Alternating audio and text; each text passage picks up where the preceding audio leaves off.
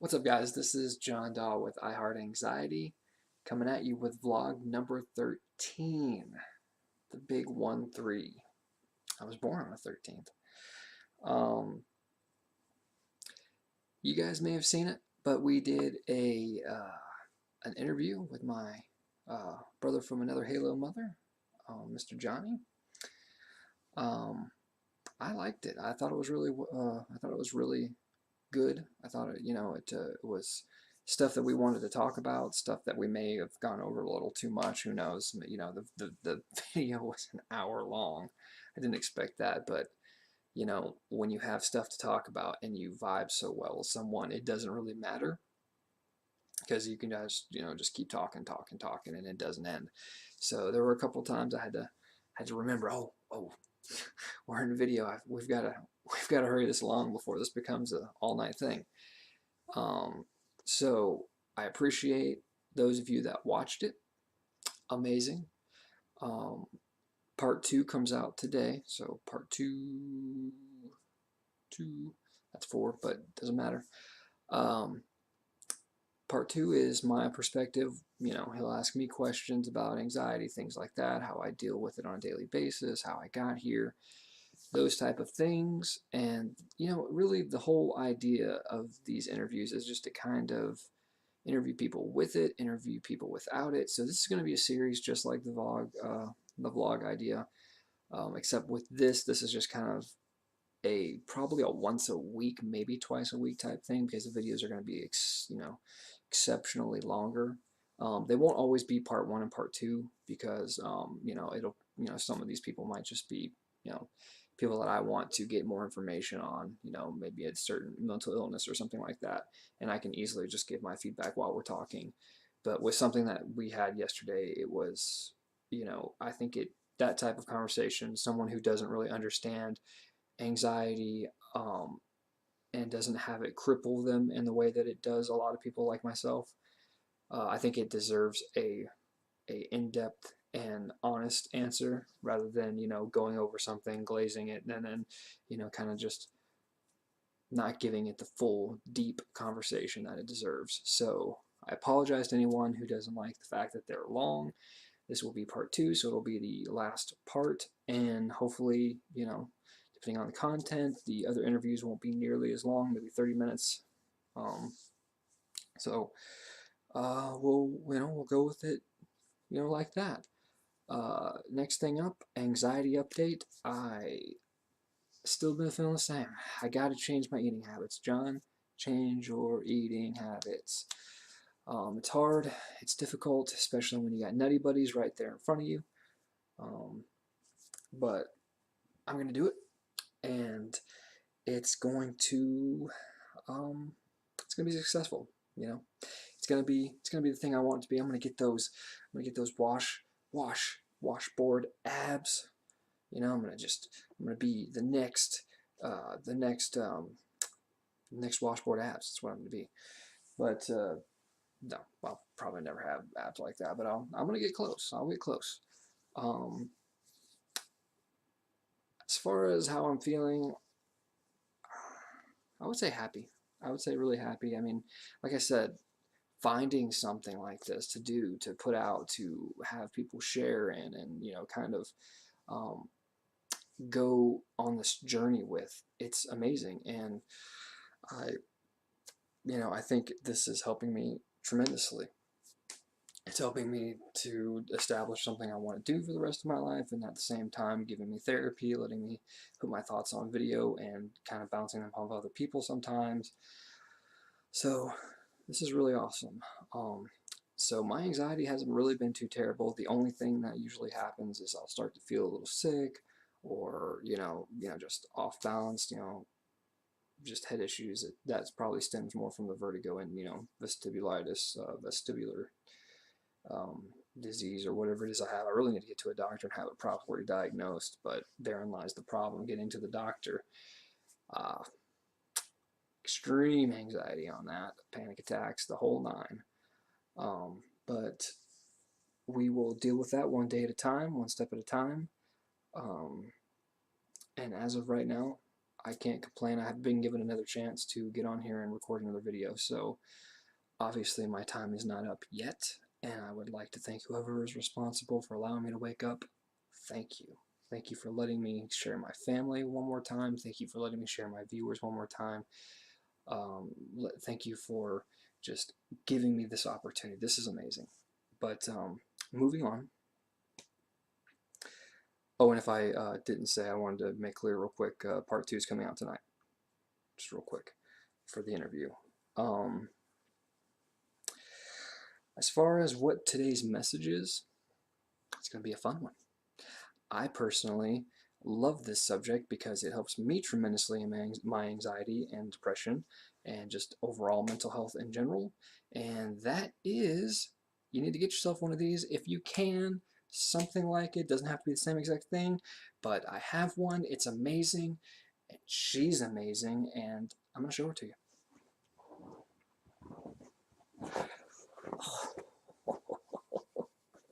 This is Kai. She is a 1 and 2 month old. What? You're not 2? Not 1? What is it? 1 and 1? 1 and 1? 1 year, 1 month? No, you were born in August. Oh my gosh, I'm so sorry. I'm so sorry. But this is amazing, guys. One of the things that helps my anxiety out tremendously is this beautiful, beautiful little ball of fuzz. She is amazing. She takes away my anxiety at times. She lets me hold her. She lets me pet her. She loves on me. She's just, she's one of those irreplaceable items in your life that you just, you can't live without. Isn't that right, girl? Yeah.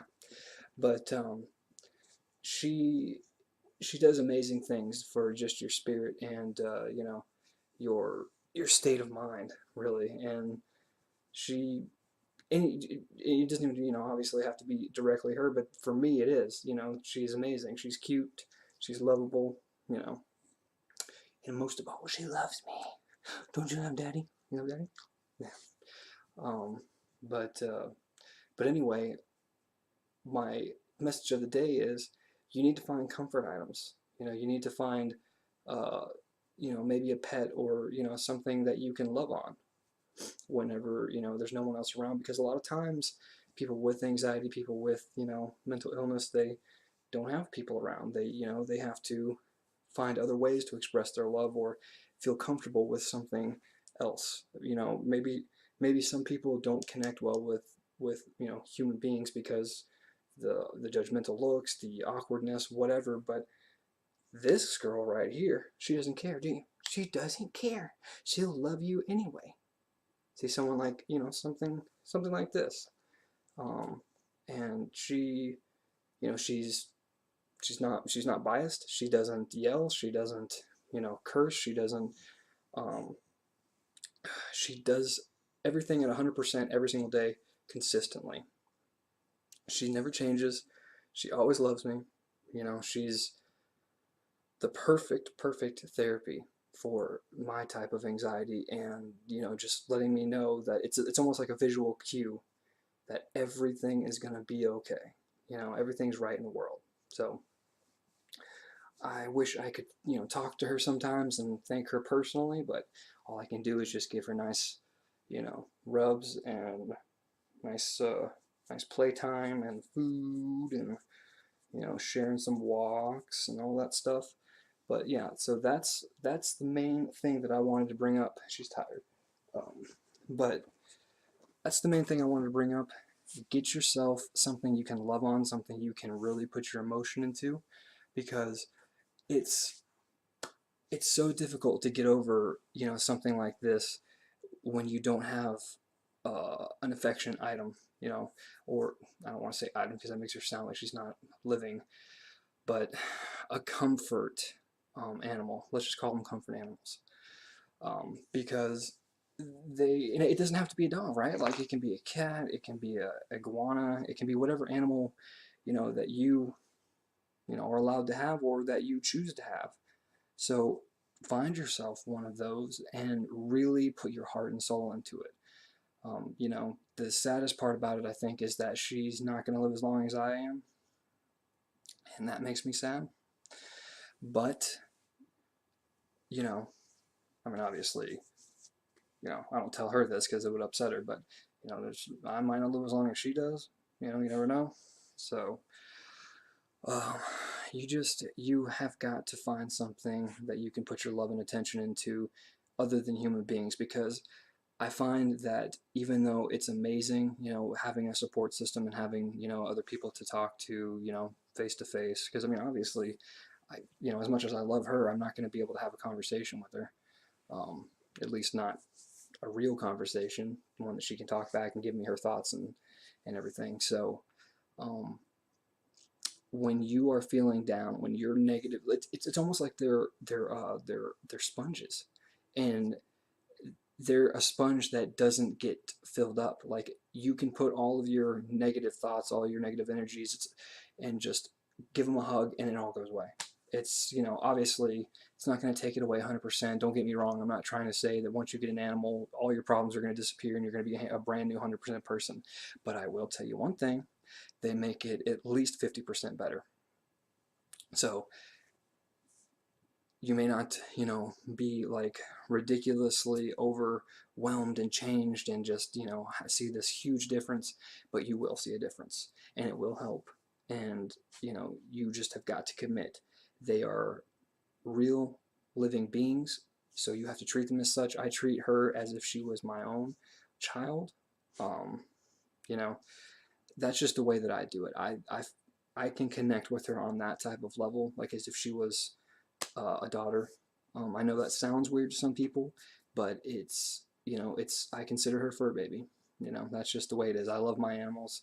I have a cat too. He's just a little more grumpy, so he doesn't let me hold him as much, but he does like to be held only on his time. So, animals are great. Get yourself one.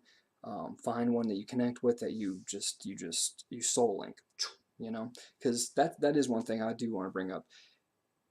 Don't get discouraged if the first animal that you bring home you don't connect with, because they are just like people in some respects where you don't get along. The personalities are too different.